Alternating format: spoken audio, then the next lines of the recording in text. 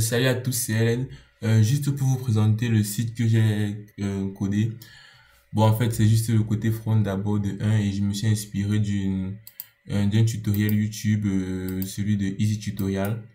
Donc, le voici d'abord. Donc, je me suis inspiré de ça pour faire ça, quoi. Bon, en fait, et je me suis inspiré de ça et j'ai ajouté beaucoup de subtilités, beaucoup d'autres choses comme le switch qu'il n'y avait pas dans le tutoriel, je l'ai ajouté. On ici, tu peux cliquer dessus comme si tu voyais sa story et qu'on sort. On a aussi cette animation-ci que j'ajoute et on a ça, on a ça, on a ça. Bon, en fait, c'est un défi que je me suis donné et on a aussi un compteur de mots, quoi. Donc, vous voyez ici le mot en train de compter pour dire il me reste seulement 400 mots à saisir. Et si on voit que si j'ajoute et que j'arrive à 300, ça devient en jaune, à orange, je veux dire. Et puis à 100, ça devient en rouge et puis on peut plus.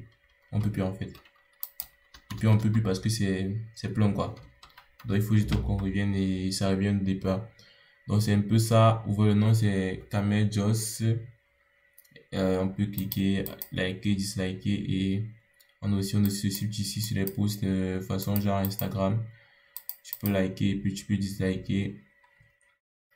On a ça et on a aussi cette animation ici. Et on a le truc ici qui fait pour monter. Bon, déjà, je vais vous montrer à quoi ressemble mon code, comment j'ai structuré. Bon, en fait, nous sommes ici. J'ai créé d'abord, premièrement, un dossier style. Là où j'ai mis mon style.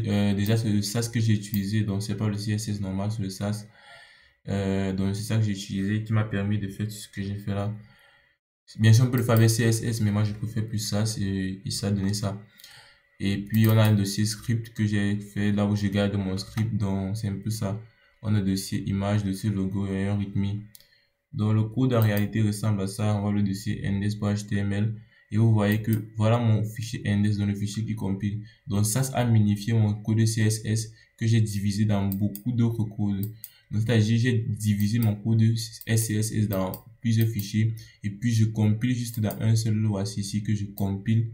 C'est ça qui fait en sorte que ça me le compile et j'ai le résultat affiché à l'écran donc sur un fichier JS. Donc, en fait, c'est juste ça que je vais vous présenter et juste pour vous dire que, en fait, c'est un défi que je me suis donné personnellement pour mon anniversaire. Et oui, mon anniversaire, c'est aujourd'hui. Je me suis donné ce défi et j'ai réussi à faire avec 4 heures. Et comme vous pouvez le constater, il est responsive. Il est responsive, donc il s'adapte à tous les devices. Il est responsive, oui. Si vous voyez, quand je scroll comme ça, je le scroll, je scroll, je scroll. Il est responsive et vous voyez que le reste qui était en bas là, ce qui était en haut devient maintenant en bas. Donc là maintenant ça en bas, on a ça en bas ici. Et puis quand c'est à un certain niveau, il va remonter là où il était. Vous voyez, ici on a un flash wrap qui permet de gérer ceci.